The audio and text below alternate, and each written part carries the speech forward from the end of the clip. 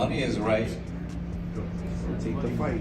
if the money is right, and he, I mean, the rehydration clause tells you everything you need to know. He's just in there bullshitting and trying to get a headline on his big night. I thought the whole thing was the same kind of clown nonsense that Teofimo did all week. But listen, if the money's right, and His Excellency and Rick and everybody at the ring. Andre Ward has made a bold prediction that has boxing fans buzzing, declaring that Shakur Stevenson would completely dominate Conor Benn if the two were to face off at welterweight. Conor's always dangerous. He's gonna come forward, but man, it's gonna look a lot like that.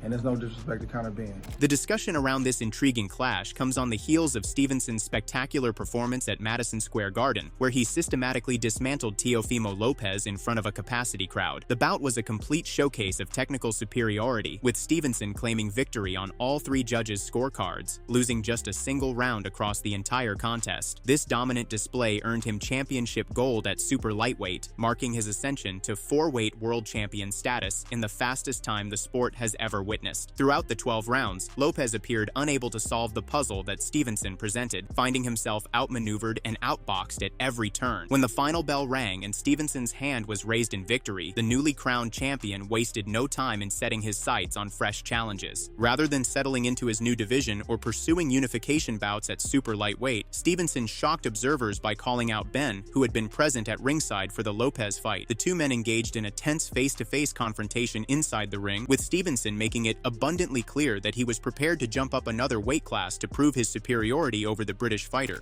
Yeah, you don't scare me. I'm not scared of you. Let's make it happen. Let's make it happen. Let's make it happen.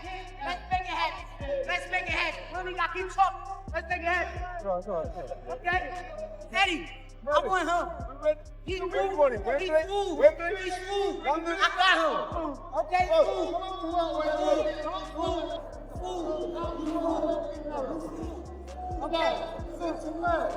Ward, who has been instrumental in guiding Stevenson's career and watched his charges' development into one of boxing's premier talents, shared his assessment of how such a contest would unfold. According to the former pound-for-pound king, Benn certainly brings danger to any ring he enters and possesses the forward-pressing style that has made him a fan favorite, but these attributes would prove insufficient against someone with Stevenson's exceptional skill set. Ward emphasized that while he holds respect for what Benn accomplishes in the ring and his approach to fighting, the technical disparity between the two would be too significant to overcome. He's in there in the ring with Conor Benn.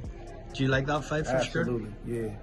How do you think that one goes? Conor's always dangerous. He's gonna come forward, but man, it's gonna look a lot like that. And there's no disrespect to Conor Benn. You know, I respect what he does and how he does it, but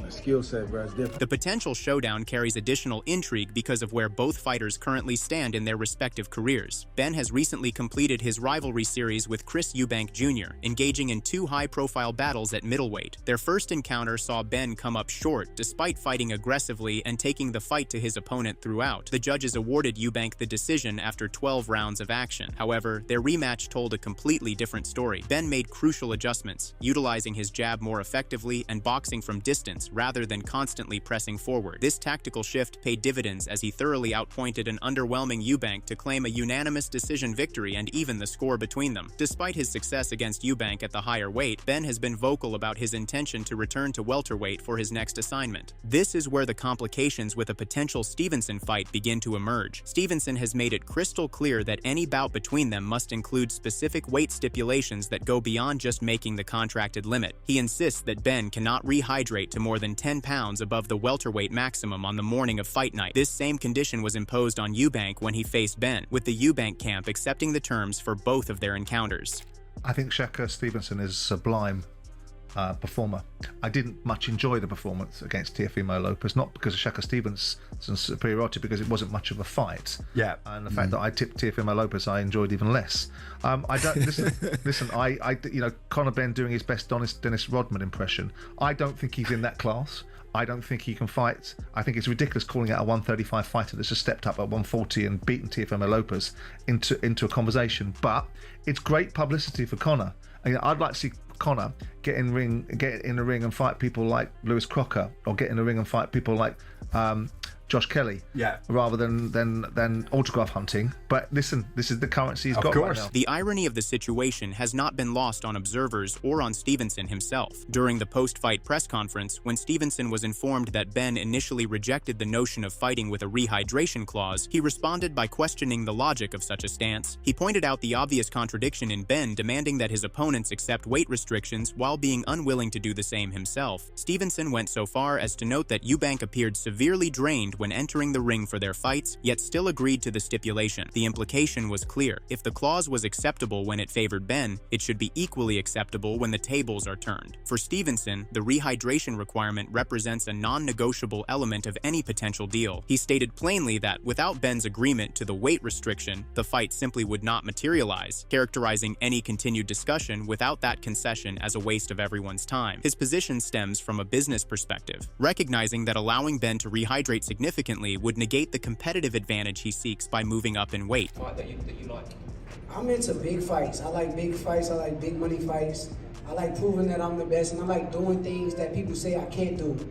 There's a lot of people that will say that I'm too little for Conor Benn, and I can't do it, so it makes for a tremendous fight. The back-and-forth negotiations became even more interesting when Benn appeared to reverse his initial position on the matter. In footage circulated by boxing media outlets, Benn addressed Stevenson directly, proposing that the fight take place at Wembley Stadium in London. He agreed to accept the rehydration clause that had been the sticking point, but attached his own condition to the acceptance. Benn made it clear that agreeing to such terms would require substantial financial compensation, essentially putting a price on his willingness to fight under the restriction. Despite agreeing to the weight stipulation, Benn maintained his confidence, boldly proclaiming that he would still defeat Stevenson even while fighting at welterweight for the first time in 3 years. Listen, he's a great fighter, you know, and he's a future pound for pounder, but ultimately, he's boring. I mean, oh my gosh, boring. But he's a great fighter. Depends what you like to watch. I like entertainment.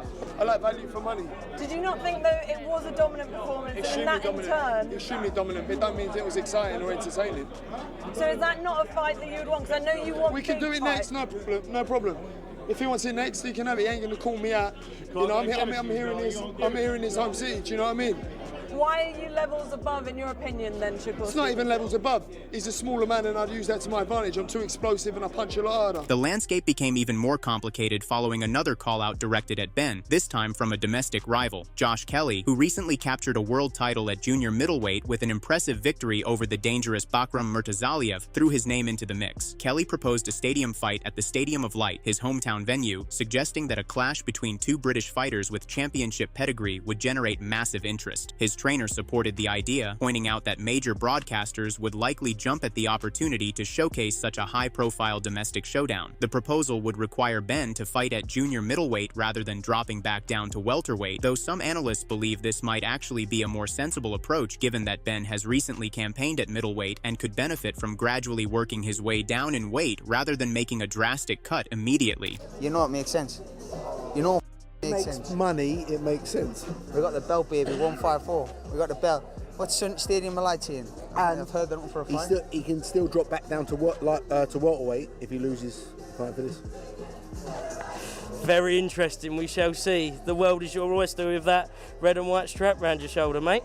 I'm going to have a week of just dreaming and chocolate and just... Meanwhile, the fighter who lost to Stevenson in that Madison Square Garden showcase is contemplating his own future in the sport. Lopez, despite being the champion defending his super lightweight title, entered the contest as an underdog against the challenger moving up in weight. The odds proved prophetic as Lopez was thoroughly outclassed across all 12 rounds, unable to implement any effective strategy or impose his will on the fight. The defeat marked only the second loss of his career, adding to an earlier setback against George Kambosos Jr. Lopez has accumulated significant victories over elite opposition, most notably his wins against Vasily Lomachenko and Josh Taylor, but has also delivered underwhelming performances in other high-profile outings. Following the defeat, Lopez announced through social media that he would be relocating to welterweight for his next challenge. The timing of this decision raised some eyebrows since he showed no visible difficulty making the super lightweight limit, and the loss itself did not appear to be weight-related. When life comes at you, it'll come at you in many ways, and you gotta treat it like a champ. That's it. You gotta treat it like a champ. Tell yourself it's okay. I learned from it, and I treat it like a champ every time. So if you're going through hard times in your life, whether it's from any sports or academics or anything like that, it's okay. You're still a champ. I was just honestly too focused on one particular objective, one particular thing, than really enjoying what I could see opening. You know, I was catching him a lot with the body shots a lot, so I think that was one of my effective arsenals that was getting him every time. I think just more combinations, especially finishing with left hooks and stuff. I did poorly on not listening to my team. That's on me. This is Madison Square Garden. This is the home of the Knicks. This is the home of the Rangers. This is the home of many people, including Muhammad Ali, Sugar Ray Robinson, and so on and so forth. So to be here, to do that, to be in this moment, whether you win or lose. I mean, Joe Frazier dropped Muhammad Ali here, you know, in front of the whole world, in front of everybody at the Garden. So it happens. Back to the drawing boards. See where we go, see if I move up, see what we do next. In defending his son's performance, Lopez Sr. suggested that external factors negatively impacted the fighter's mental state entering the contest. He pointed to media narratives that seemed to have already determined Stevenson would win and move on to bigger fights in May, implying this predetermined storyline affected his son's confidence. He also addressed rumors that had circulated about him being intoxicated before a press conference, explaining that his absence from that event was due to resting rather than any unprofessional behavior. The trainer offered minimal technical analysis of what went wrong tactically, instead focusing on his belief that the widespread expectation of a Lopez defeat had mentally undermined his son before the first punch was thrown. Lopez Sr. expressed shock at how the fight unfolded, noting that nothing his son had demonstrated in training camp or sparring sessions materialized on fight night. He claimed the power that Lopez typically brings to his performances was absent, and the game plan they had carefully constructed never came to life. His assessment centered on the idea that fighting when everyone expects and wants you to lose creates an impossible psychological burden. He called for a change in how fighters are treated in the lead-up to major bouts, arguing that the sport suffers when one competitor faces universal negativity from media and fans alike. I was 100% sure we was gonna win. For some reason, you know, the game plan, my son didn't do what I told him he was supposed to do. His rhythm was supposed to be different, where we were supposed to stop Shakur from doing whatever Shakur does best, you know what I'm saying? But that was not my son in there.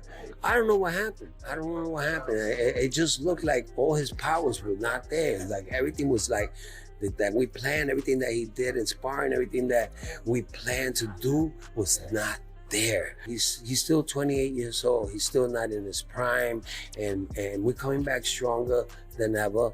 You know, next time I think he's ready to go to 147.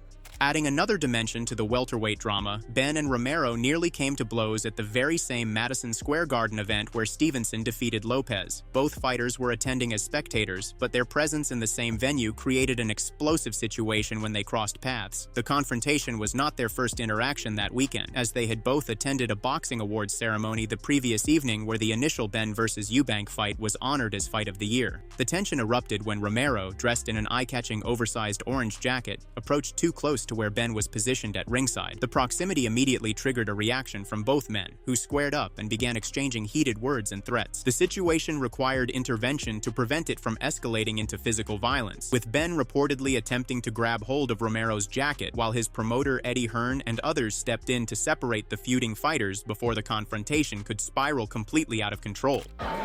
Give it to me. Give it to me. Give it to me.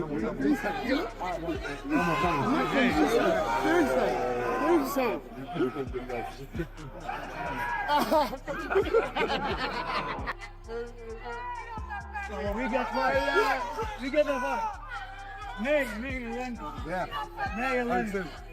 As the boxing world awaits clarity on which direction these various storylines will ultimately head, one thing remains certain: Stevenson has positioned himself as one of the sport's most exciting talents, with options aplenty following his dominant performance. Whether he faces Benn under his preferred terms, pursues other challenges at welterweight, or returns to super lightweight to seek unification opportunities, his stock has never been higher. Ward's confident prediction about how a Benn fight would unfold reflects the widespread belief that Stevenson's technical brilliance would prove too much for most opponents, regardless of size advantages. The coming weeks and months will reveal whether these various potential matchups move from speculation to signed contracts, but the conversations alone have generated significant interest and anticipation among boxing fans worldwide.